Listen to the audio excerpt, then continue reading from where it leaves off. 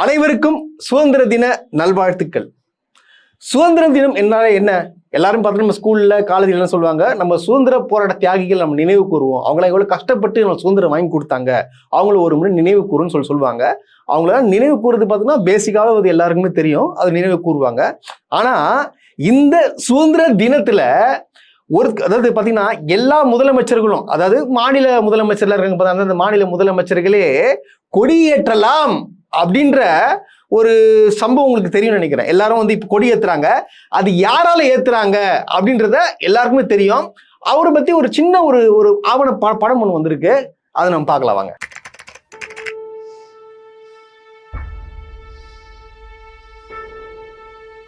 மக்கள் ஓட்டு போட்டு ஜெயிக்க வச்ச நமக்கு இந்த உரிமை இல்ல. எங்கோ இருந்து வந்த இவரு கொடியேத்துறாரு. தம்பி, நம்ம கொடியேத்தணும், அதுக்கு என்ன பண்ணணுமோ அதை பண்றோம். தலைவரே, அதெல்லாம் சாத்தியமா? இந்தியா முழுக்க இப்படிதான் இருக்கட்டும், நமக்கான உரிமைய நம்ம வாங்குறோம்.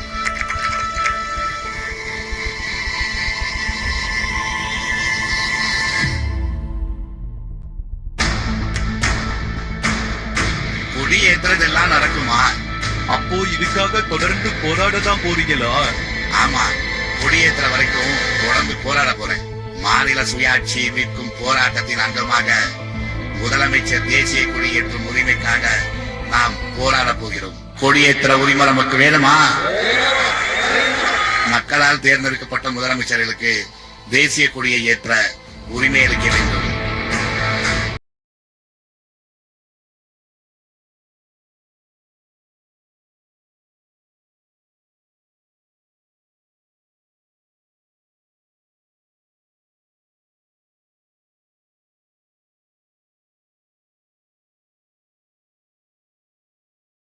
இதை பார்த்துருப்பீங்க. இதை பார்க்கும்போது பார்த்தீங்கன்னா நம்மளுக்குள்ள ஏதோ ஒன்று பண்ணோம். ரோஸ்ட் பிரேஸ் சப்ஸ்கிரைபர்களுக்கு வணக்கம். கடுமையான நெருக்கடியில தான் உங்களுக்கு தொடர்ந்து வீடியோ போட்டுட்டு இருக்கோன்று உங்களுக்கும் நல்லாவே தெரியும். நம்முடைய சேனல் வளர்ச்சிக்கு உங்களுடைய பங்களிப்பு கொடுக்கணும்னு நினைச்சீங்கன்னா இந்த QR கோடு மூலமாக உங்களுடைய பங்களிப்பை நீங்க கொடுக்கலாம். நன்றி. ஆக்சுவலா இப்போ பார்த்தீங்கன்னா எதுக்காக இந்த வீடியோ நான் போட்டு காமிச்சேன்னா, இந்த உரிமையை வாங்கி கொடுத்தவர் டாக்டர் கலைஞர். அதாவது முத்தமிழர் டாக்டர் கலைஞர் அவர்கள் நமக்கு, அதாவது எல்லா மாநிலத்திலும் முதலமைச்சரும் வாங்கி கொடுத்தாரு. எல்லாரும் கொடியேற்றி பார்த்துருப்பீங்க. இப்போ ஒருத்தர் கொடியேற்றுறாரு பாருங்க.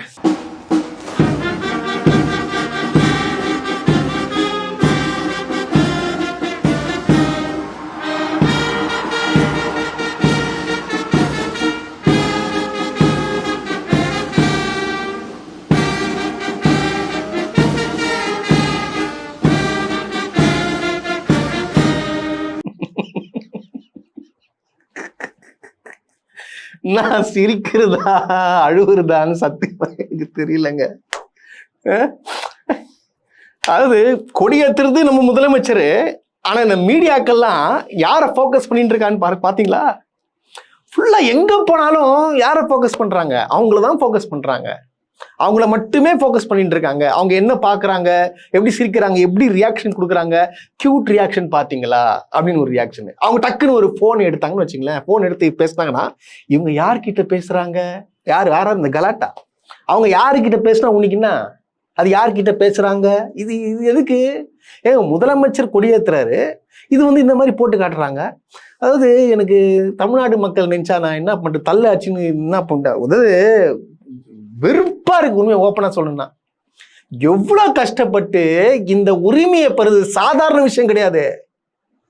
ஆனா கொஞ்சம் கூட முதலமைச்சர் விஜய்க்கு பாத்தீங்கன்னா நம்முடைய கலைஞர் கருணாநிதி மேல பாத்தீங்கன்னா ஒரு மிகப்பெரிய ஒரு பற்று இருக்கு, ஒரு பாசம் இருக்குன்றது அது எல்லாருக்குமே தெரியும். சட்டசபையில கூட பாத்தீங்கன்னா கருணாநிதின்ற பேரை சொல்லிட்டு சாரி மன்னிப்பு கேட்டு கலைஞர்னு சொன்னாப்புல. ஆனா இப்ப இந்த கொடியேற்றும் போத அவர் யாரை நினைவு கூறணும்? அந்த ஒரு வார்த்தை அவர் சொல்லிருக்கலாம்ல. இந்த மாதிரி நான் கொடி ஏத்துறதுக்கு எல்லாரும் நீங்க பேசுறீங்க, ஆனா இந்த ஏத்துறதுக்கு அங்கீகாரம் வாங்கி கொடுத்தது முத்தமிழ் டாக்டர் கலைஞர்னு ஒரு வார்த்தை சொல்லிருக்கலாம்ல, ஏன் சொல்லல? கொடி ஏத்துறது ஒரு சந்தோஷமா ப்ரௌட் மூமெண்ட் எல்லாரும் போடுறாங்க ஸ்டேட்டஸ்ல. ஒரு ஃபேனுக்கு இதை விட என்ன பெருமை வேணும் அப்படின்னு சொல்லிட்டு போடுறாங்க. அந்த கொடி ஏத்துற உரிமை வாங்கி கொடுத்தது கலைஞர் தான்டா. திராவிடம் என்ன செஞ்சது கேட்டீங்களே, உன் தலைவனையும் கொடி ஏற்ற வச்சு பாரு, அதெல்லாம் திராவிடம், அதெல்லாம் திமுக. தெரிஞ்சுங்கடா, திமுக என்ன பண்ணிச்சுன்னு ப்ரௌட் மூமெண்ட்டை கிரியேட் பண்ணி கொடுத்துருக்கு. உங்க ஆள் ஒண்ணு இல்ல, சினிமாவில் நடிச்சாரு, இருந்தாலும் மக்களால் தேர்ந்தெடுக்கப்பட்ட ஒரு முதலமைச்சர் கொடி ஏத்துனாரா? கெத்தா இருக்கா? அதுக்காக காரணம் யாரு? யோசிங்க. என்ன பண்ணாரு கேட்டீங்க பாத்தீங்களா? இதை பண்ணிருக்காரு. ஆனா நிறைய பேரு என்னென்னமோ பேசுறீங்க. நியூஸ் சோசியல் மீடியால பாக்குறேன், அந்த 3 பேர் உட்காந்துட்டு இருக்காங்களே, நான் பேர் சொல்லக்கூடாது, எனக்கு தெரியாது, அந்த போட்டோ மட்டும் போட்டிருப்பா. அதாவது கலர் வைஸ் உட்காந்துட்டு இருக்காங்களாம். இது வந்து கண்டுபிடிச்சி இது ஒரு வீடியோவும் போட்டுக்கிறாங்க, நிறைய பேர் போடுறாங்க. அது கிரீனு, ஒயிட்டு, சாஃப்ரான்.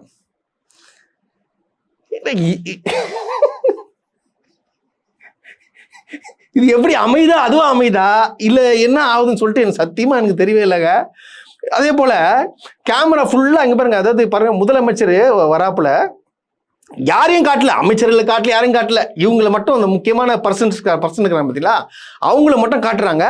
அவரு விஜய் பார்க்க சல்யூட் அடிக்கிறாங்க, இவங்களும் சல்யூட் அடிக்கிறாங்க. இதை பார்க்கறதுக்கடா ஓட்டு போட்டாங்க உங்களுக்கு? இது 2 பேரும் சினிமாவில் நடிச்சாலே பார்த்துட்டு போவாங்களாடா? ஏன்பா புது படத்தில் நடிச்சிட்டு புது படம் நடிச்சிட்டு போலாமே, இதுக்காக முதலமைச்சர் ஆக்குந்து? நம்ம எதனா பேச போய் அது தப்பா முடிஞ்சு எதனா ஒன்று ஆகுறதுக்கு வாய்ப்பு இருக்குது. இது நம்மளுக்கு எதுக்கு? ஏப்பா அந்த சல்யூட் அடிக்கிற வீடியோ கொஞ்சம் போட்டு விடு.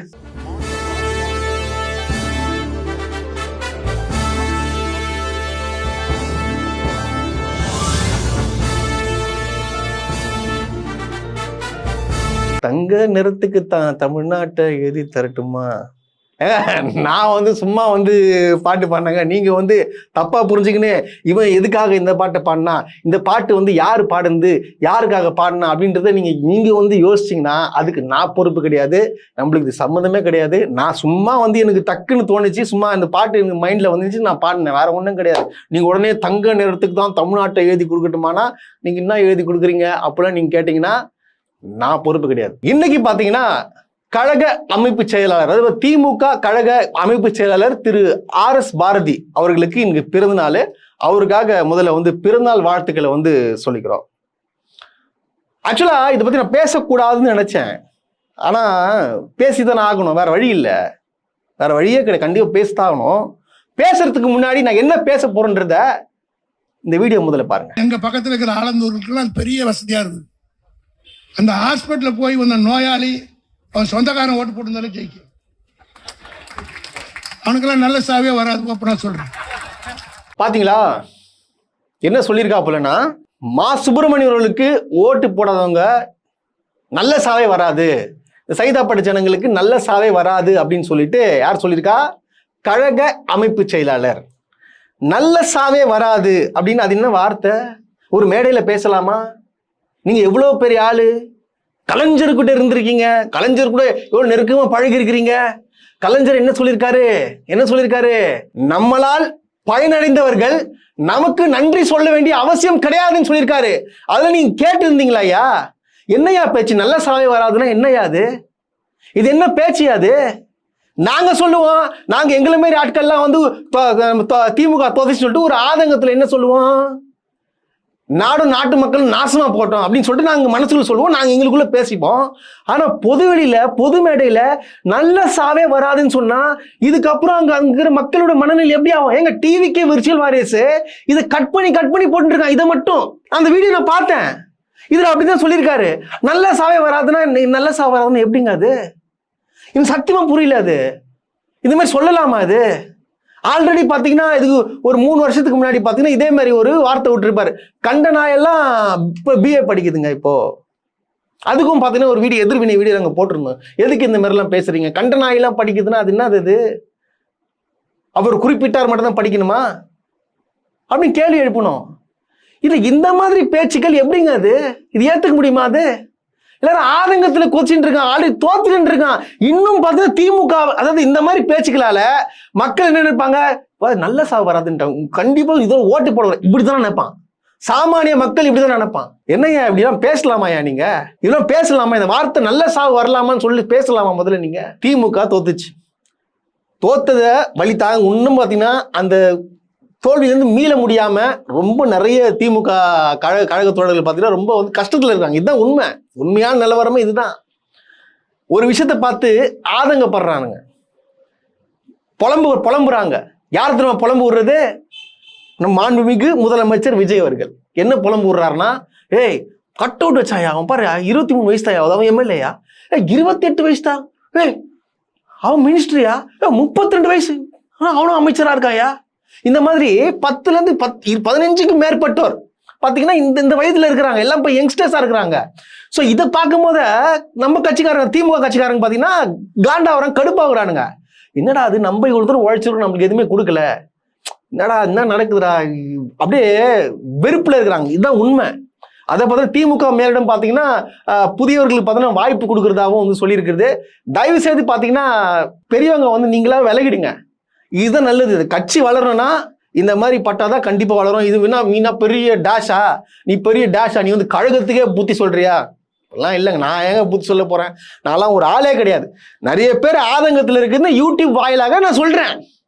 இதே மாதிரி ஒரு முக்கியமான விஷயத்த நிறைய வாட்டி பதிவு பண்ணோம். நானும் நண்பரும் என்ன பதிவு பண்ணனா, விஜய் தான் திமுகக்கு போட்டியா வருவாரு, விஜய்க்கு மக்கள் ஆதரவு இருக்கு, விஜய் தான் ஜெயிக்க போறாரு அப்படின்னு சொல்லிட்டு நான் வந்து விஜயை அட்டாக் பண்ணி பாத்தீங்கன்னா நாங்க தாங்க முதல்ல விஜயை எதிர்த்து பேசினவங்க நாங்க தான். ஆனா எல்லாருமே என்ன சொன்னாங்கன்னா, இவன் முட்டாள் பையன், விஜய்க்கு யாரா ஓட்டு போடுவா, விஜய்லாம் ஒரு ஆளே கிடையாது, விஜய்க்குலாம் ஓட்டு போட மாட்டாங்க, அவங்களே எப்படி ஜெயிப்பான், அது பார்த்து ஒரு சீட்டு தான் மேக்சிமம் ஜெயிக்கிறதுக்கான வாய்ப்பு இருக்கு, அது கூட கஷ்டம், ஜெயிக்கவே மாட்டாரு, 0 அழிஞ்சு போயிடுவாரு சொன்னாங்க. ஆனா நாங்க சொன்னோம், ஏன்னா நாங்க ஃபீல்டுல இருக்கோம், நாங்க பாக்குறோம், ஒவ்வொருத்தரும் பார்த்துட்டு இருக்கோம். அவ்வளவு வீடியோ போட்டோம் விஜய் எதிர்த்து. ஆனா நம்ம கட்சியில இப்ப நிறைய எதிர்ப்புகள் தெரிவிச்சாங்க. ஏன் எங்களுடைய பாத்தீங்கன்னா திமுக இருக்கிற முக்கியமான ஆட்கள்லாம் என்ன தம்பி அவங்க எல்லாம் பேசி டைம் வேஸ்ட் பண்ணாதீங்கன்னு சொல்லிட்டு எங்க பேச்சை உதாசனப்படுத்தினாங்க.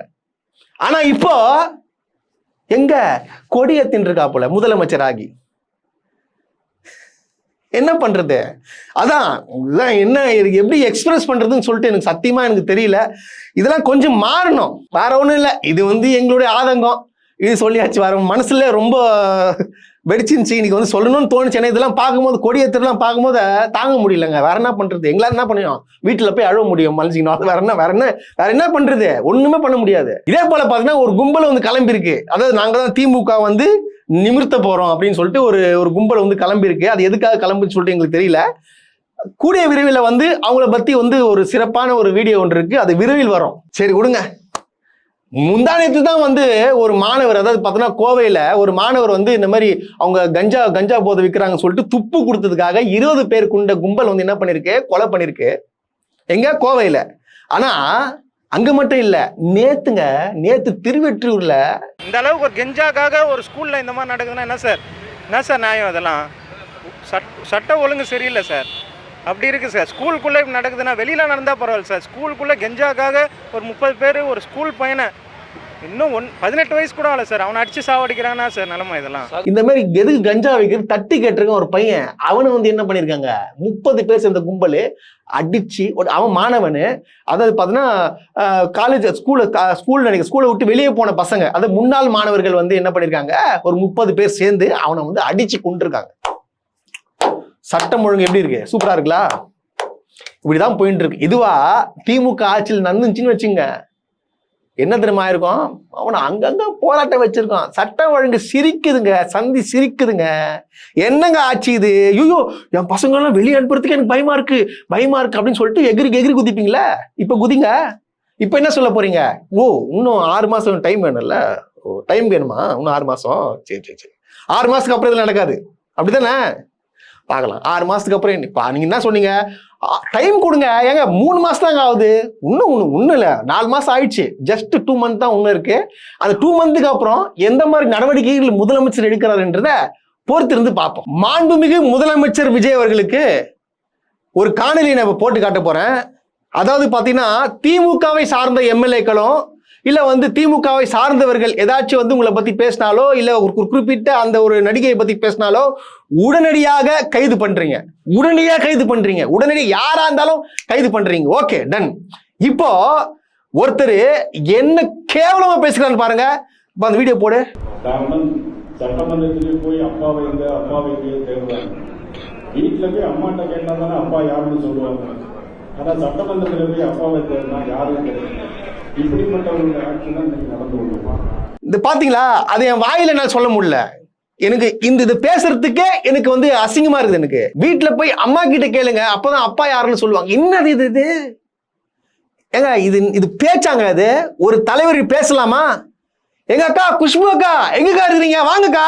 அக்கா என்ன பேசுகிற பாருங்க, இந்த ஆளு நயினார் நாகேந்திரன் வந்து கேளுங்கக்கா, வந்து கேளுங்க அக்கா. தமிழிசை சவுந்தரராஜன் அக்கா வாங்க வந்து கேளுங்கக்கா. எப்படிக்கா அது மாதிரி பேசலாம்? ஒரு முதலமைச்சரை பார்த்துட்டு மாதிரி பேசலாம் எப்படிக்கா?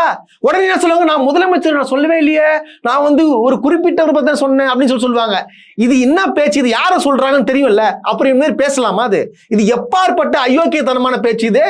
இதுக்கு உடனடியாக நான் வந்து இப்ப தமிழ்நாட்டை சார்ந்தவன், நானு என்னுடைய முதலமைச்சரை பற்றி இவன் தவறா பேசியிருக்காரு, இவர் மேல கண்டிப்பா சொல்றேன், இவர் மேல நடவடிக்கை எடுக்கணும். விடவே கூடாது. இந்த மாதிரி ஆட்கள்லாம் இருக்கக்கூடாதுங்க.